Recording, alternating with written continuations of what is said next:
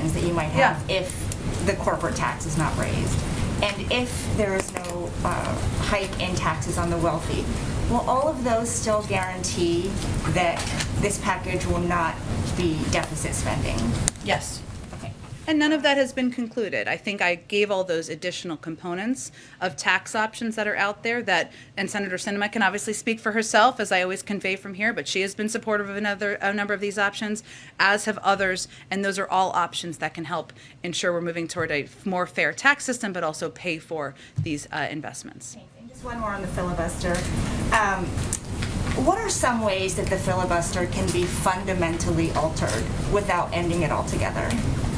Look, I think the president will have more to say about this in the coming weeks. But I think what you heard him say last night is that we're at an inflection point in a range of issues, including, and this is often why it comes up, voting rights. And he talked about this a little bit yesterday when he was at the 10th anniversary of the MLK Memorial. We know the right to vote and the rule of law are under unrelenting assault from Republican governors, attorneys general, secretaries of state legislators, and time again, when offered the choice, 3 times over the last several months, when a hand has been extended by Democrats to work together to protect the fundamental right, Republicans have not only recoiled, they have blocked the ability to make any semblance of progress. So what the president's referring to is the fact that that is unacceptable. The protection of the fundamental right to vote is something that has been bipartisan in the past. He spoke back in March about his concerns or how he would view it if the Republicans continue to be obstructionist around it, and we've seen that time and time again. So he will discuss what that looks like, because not getting voting rights done is not an option. Does that frustration explain his evolution of thinking on the filibuster?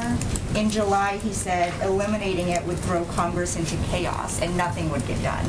Well, I would also note that back in March, he noted that if there was obstruction, that it was something that we would have to take a look at. So, look, I think many of you have covered the president for some time, and you know that his view is that we should pursue ways to work in a bipartisan manner, that we should pursue paths forward that can get things done for the American people.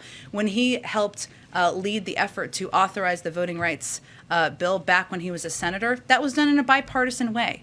And he is frustrated, he is disappointed, he is sad that this is not something that Republicans seem willing to engage on, to work on. And I think what you saw reflected last night is his view that in light of the tax on our democracy, what we've seen across the country in states and by state legislators, that it is time to have a conversation about what this looks like moving forward. Go ahead. Thank you.